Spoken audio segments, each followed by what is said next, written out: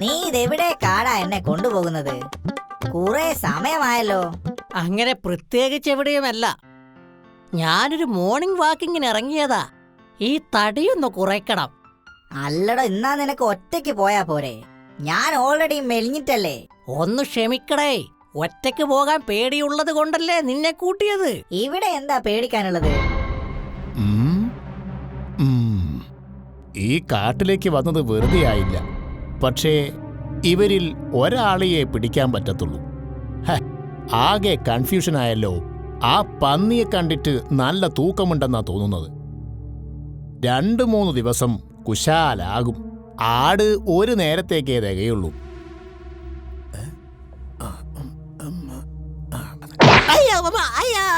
എന്റെ തല പൊളിഞ്ഞേ. അതെവിടുന്ന ഒരു ശബ്ദം? അയ്യാ അയ്യാ അയ്യാ, എന്റെ തല. അയ്യനമ്മേ, അയ്യാ. അല്ല, ഇതൊരു പാവം പുലിയാണെന്ന് തോന്നുന്നു. ഞാൻ ആ കരടി വൈദ്യനെ വിളിച്ചിട്ട് വരാം. നീ ഇവിടെ നിൽക്ക്. മോനെ, മനസ്സിൽ ലഡു പൊട്ടി, തേടിയ വള്ളി കാലിൽ ചുറ്റി. താങ്ക് യു ചക്കക്കുട്ട. ആ മർക്കുലിസ് വന്നതിന് ശേഷം എല്ലാ സ്വാതന്ത്ര്യവും നഷ്ടപ്പെട്ടു. കുറച്ചുടായിപ്പം കളികളില്ലാതെ എന്തോന്ന് ജീവിതം. ബോറടിക്കുന്നല്ലോ. എന്തു വഴി? നമുക്ക് സിംഹത്തിന്റെ അടുത്തേക്കൊന്ന് പോകാം. കുറച്ചങ്ങനെ മക്കാരാക്കുമ്പോ ഈ ബോറടിയൊക്കെ അങ്ങ് മാറും.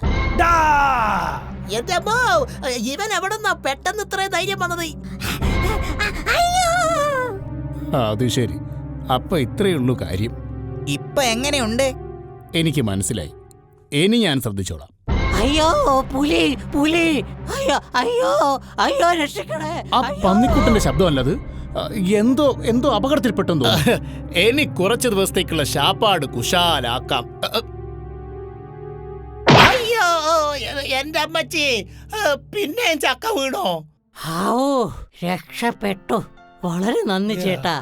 ഇവൻ പാവത്താനായി അഭിനയിച്ച് എന്നെ സൂത്രത്തിൽ കെണിയിൽപ്പെടുത്തിയതാ. ശത്രുവിനെയും മിത്രത്തെയും തിരിച്ചറിയാൻ കഴിയണം. ആരെയും ഒറ്റയടിക്ക് ഇങ്ങനെ പൂർണ്ണമായും വിശ്വസിക്കരുത്. ശരി, ഞാൻ ഇനി ശ്രദ്ധിച്ചോളാം.